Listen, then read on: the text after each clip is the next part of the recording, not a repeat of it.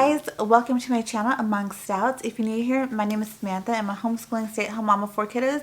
And in today's video, I wanted to give you my top 5 tips for how to avoid burnout during the homeschool year. So if you guys enjoy these videos where I give you some tips or where I'm just sharing some things that I've learned in my homeschool journey with you, please go ahead and hit the like button. And without further ado, let's go ahead and get into this video.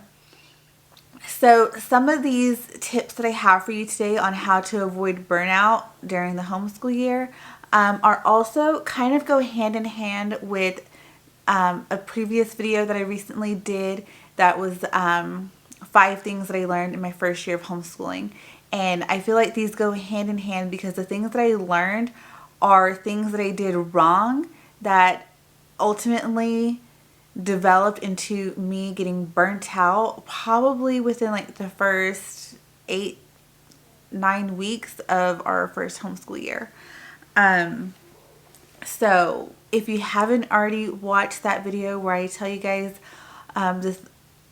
where I share with you guys some things that I learned my first year of homeschooling, go ahead and check out that video, and these tips will also probably make sense of why I'm wanting to just do my part and share my own and share some of the things that did lead to me ultimately burning out very early on in my first year. Because I don't want that for you guys. I don't want you to get burned out, especially if you're brand new.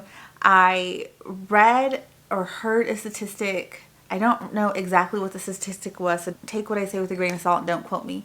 But there's a large percentage of people who choose to homeschool and then give up within their first year of homeschooling.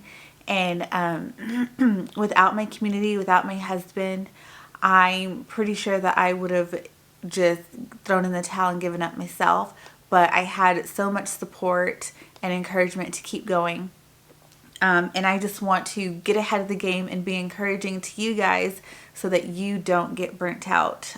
You might still get burnt out, but at least identifying these things early on or being aware of these things early on, you can identify it and, you know, take some steps back and do these things so that you don't completely succumb to being burnt out. So the first thing, and this one is really important because the day-to-day and week-to-week can start to feel a little bit mundane, and you can get a little bit tired of the everyday and all of the things that you have going on, especially if you get sick or you have something going on. It's really important to take breaks when needed, whether that's you taking a break for yourself or taking a break because your kids just really need a break. I, in the beginning, scheduled 6 weeks on, 1 week off. And let me tell you, by the time we were at that 5th week, going into that 6th week, we really, really needed that break that we were about to have coming up. So if you, if it's not easy for you to take breaks, because you're very type A and structured and you need to stick to your schedule, go ahead and schedule them into your homeschool plan already. I knew that about myself, and that was something that I learned here on YouTube from another homeschooling mom, was that they scheduled in that 7th week as a break after every 6 weeks. And so that was something that I learned early on that I needed to go ahead and do for my own sanity. And let me just tell you that knowing that at the end of those 6 weeks, knowing that I had a break was always so helpful. But there also came to be a struggle for me with that too. I knew we're doing work for 6 weeks and then we're going to have a week off, which I always needed that week off afterward, but it made it to where I was unwilling to take breaks in at other times earlier on, when I felt like I really did need a break because for whatever reason, or if my kids really did need a break for whatever reason, I was reluctant to take them because I knew we were going to have a full week off in just a few weeks, and if we could just push through. I would recommend, and my tip is, don't always just push through. There's some times where maybe the break that you need is just to sleep in a little bit and start your day a little bit later. That's a break. Or maybe you just need to take Monday off and then do work Tuesday, Wednesday, Thursday, Friday. It's not always going to be a full week that you need off, but maybe a little bit of extra time at the start of your day or at the end of your day, or maybe you just need that Wednesday off in the middle of the week. So never feel afraid to take those, because like really you're never really behind. You can get things done throughout the summer. You can always continue it. Like, it's your homeschool. And so just do what works for you and your family, and don't be afraid to start later than normal or take some of those midweek breaks or whatever it may be. So number 2 is remove anything that doesn't work. And so whether that is a morning time routine or morning basket, a specific curriculum, your read alouds, whatever it is, don't be afraid to take away and just remove the things that do not work. It can be really hard to do that, especially because like you've already spent the money, or you want a specific something to work so well.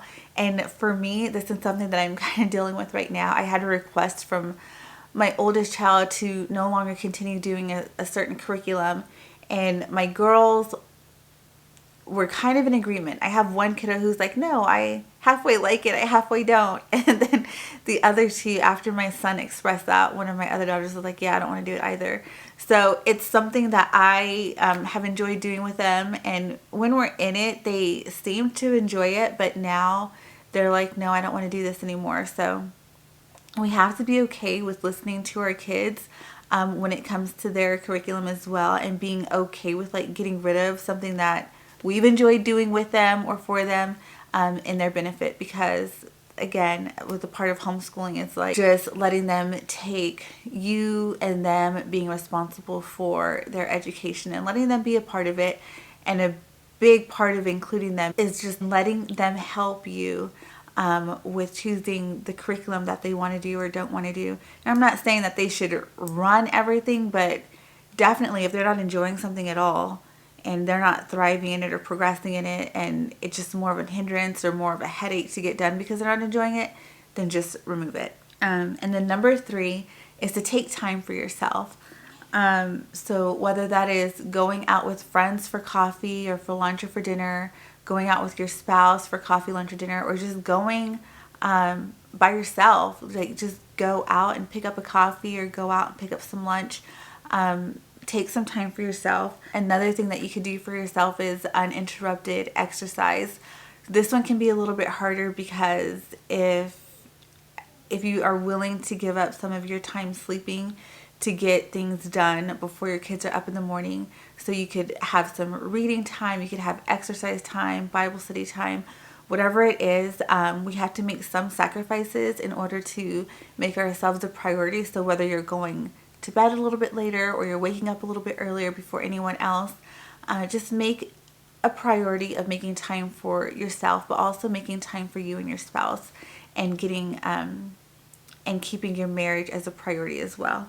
And then number 4 is never compare. Comparison is the thief of all joys, and it's really, really easy to compare yourself, especially to other homeschool accounts that you follow, whether that is here on Instagram or whether that is here on YouTube or over on Instagram, out in your community, like if you're in a co-op or just among your friends. It's really easy to compare yourself to other homeschooling moms, your homeschool space to other people's homeschool spaces, your kids to other people's kids, your home to other people's homes, like your life experience, situation, circumstance to other people's. It's really easy to compare all of that, but it's just such a negative thing to do. Nothing good comes out of comparing anything about yourself, your kids, your home, your life to anyone else's. So I just recommend, like, whatever you see other people doing, there's going to be parts of it that you like, that you think that you would want to implement it. Sure, go ahead, try it out. But even like I mentioned in my last video, don't completely replicate what somebody else is doing. Because just because it works for them doesn't mean it's going to work for you. And we are all in different stages of life. We are all different ages. We have all kids that are different ages. We are all like, we don't have the same lived experiences. We don't have the same anything like that. So it just doesn't make sense to compare your beginning to someone else's 10 years down the road. You know what I mean? To someone else's 10-year journey. It doesn't make sense to compare your kindergartner to someone else's like 5th grader. Or even your young kindergartner to someone's old kindergartner. It never makes sense, especially to compare your kids to other people's kids. Their progress is their own, their education is their own, and it doesn't need to be compared to your other kids, your nieces and nephews, people's kids that you don't even know. Just don't compare.